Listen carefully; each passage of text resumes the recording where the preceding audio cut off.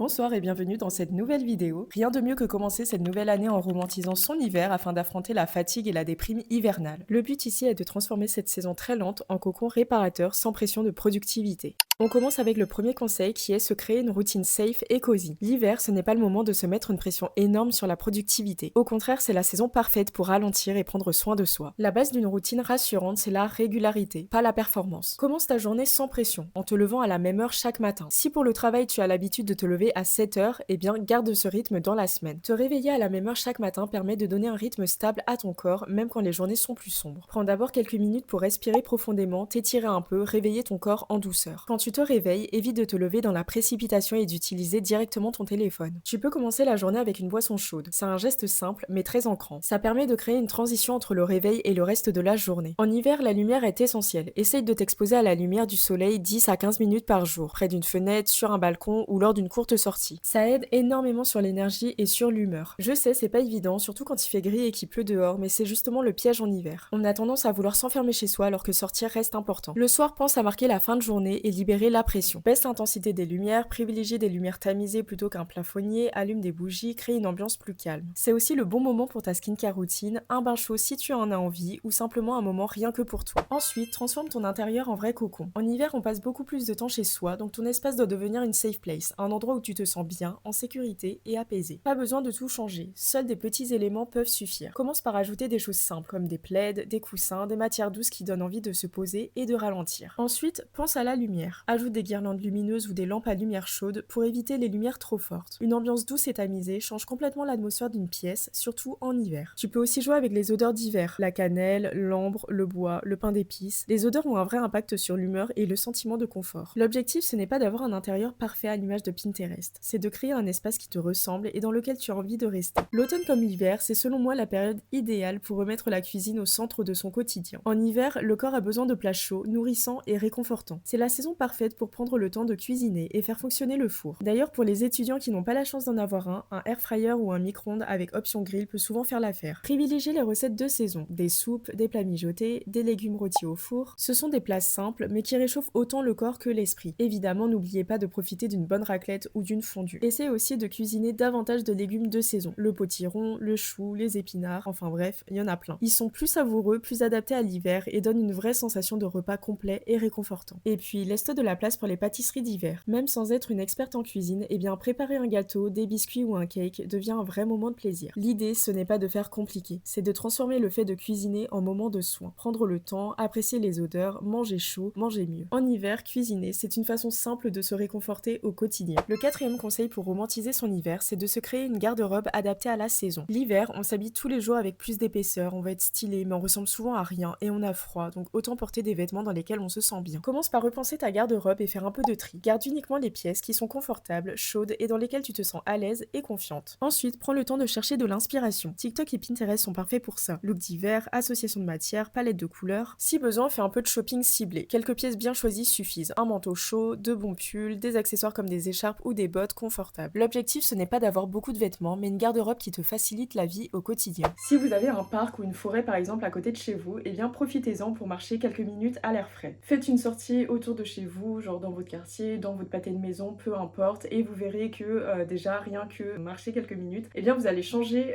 d'énergie et ça va vous casser un petit peu la routine. Je vous avoue que moi la première, quand je suis à Paris, eh bien j'ai extrêmement la flemme de sortir quand il pleut, quand il fait pas beau, etc. Surtout que pour moi Paris c'est le nord. Et très clairement, si c'est pour pas avoir des potes, eh bien je bouge pas de chez moi. Le but c'est donc d'essayer de transformer cette courte sortie en une mission. Par exemple, truc tout bête, mais quand j'ai juste 2-3 trucs à acheter, eh bien je file au supermarché juste à côté de chez moi et en fait ça me permet vraiment de casser un petit peu ce que je suis en train de faire et de m'accorder une réelle pause. Au final, je sors que 10-15 minutes, mais au moins ça me permet vraiment de transformer du coup cette sortie en une mission et parfois quand il y a un intérêt derrière, eh bien ça peut vous motiver. Après évidemment, vous pouvez faire des sorties un petit peu plus intéressantes comme par exemple sortir boire un verre, aller dans un café, se poser et lire, enfin bref. Je trouve que l'hiver c'est associé à certaines activités à faire à l'extérieur comme par exemple aller à la patinoire, faire les marchés de Noël, bon là en l'occurrence c'est plus trop la saison. L'hiver je trouve que c'est aussi la saison parfaite pour profiter des moments conviviaux comme par exemple se faire une bonne raclette et une bonne fondue, que ce soit en couple, entre amis, en famille,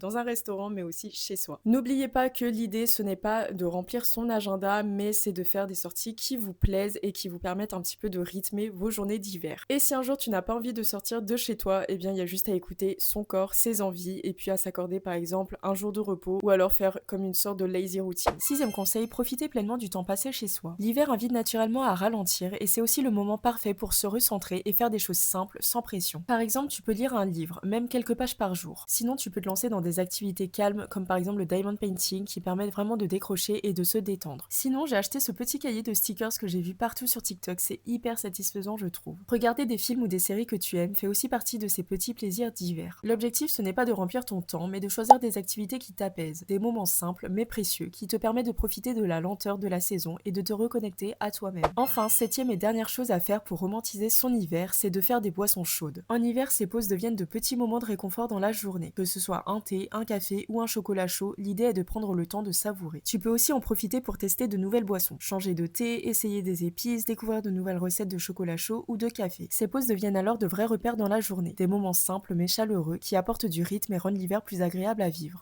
En tout cas, voilà, j'espère que cette vidéo vous aura plu et vous aura aidé. N'hésitez pas à me rejoindre sur les réseaux sociaux, tout sera en barre d'infos comme d'habitude. Sinon, mon projet arrive dans moins d'une semaine, donc rejoignez-moi sur Instagram pour connaître le lancement. Et moi sur ce, je vous dis à bientôt pour une prochaine vidéo.